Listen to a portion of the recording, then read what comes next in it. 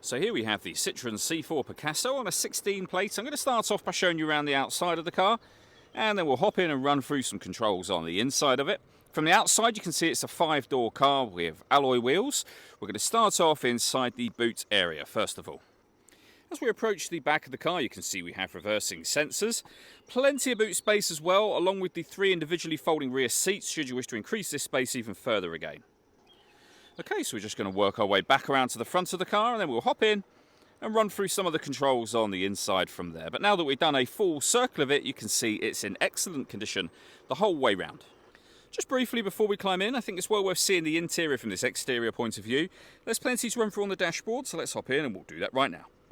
Okay, now that we're inside the car, just above the steering wheel here, we have the lever that is your automatic gear selector, as you can see. We have the minus and plus pedals that will allow you to change up and down a gear manually should you wish to.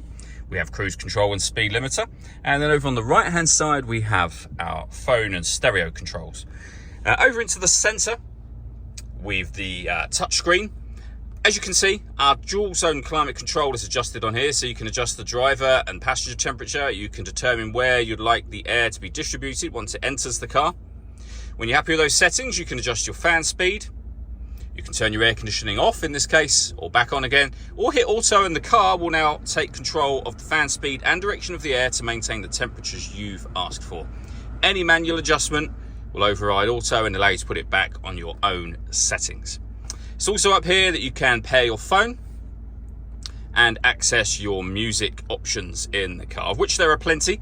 FM, DAB and AM radio, USB input, iPod input, auxiliary input and Bluetooth audio. So once you paired your phone, you'll be able to stream your music wirelessly as well as making and receiving phone calls. Above this screen, we have the main speedometer for the car. As you can see, we have the rev counter over on the left. It will show you what gear the car is in over on the left as well, so park of course. On the far right hand side, you have your climate control settings, so they're displayed there permanently. And in the centre at the bottom, we have the fuel gauge and the total miles for the car. They are 56,594. Below the screen we started on a moment ago, we have the handbrake, deadlocks, and you can turn your traction control on and off. In here, you have the various different methods of plugging in devices, so auxiliary inputs, USB input, 12-volt charging socket, and storage, of course. All that leaves me to say is thank you for taking the time to watch this video. If you'd like to come see the car in person and have a test drive, please feel free to give us a call here at Mach 1 Cars. We'd love to hear from you soon.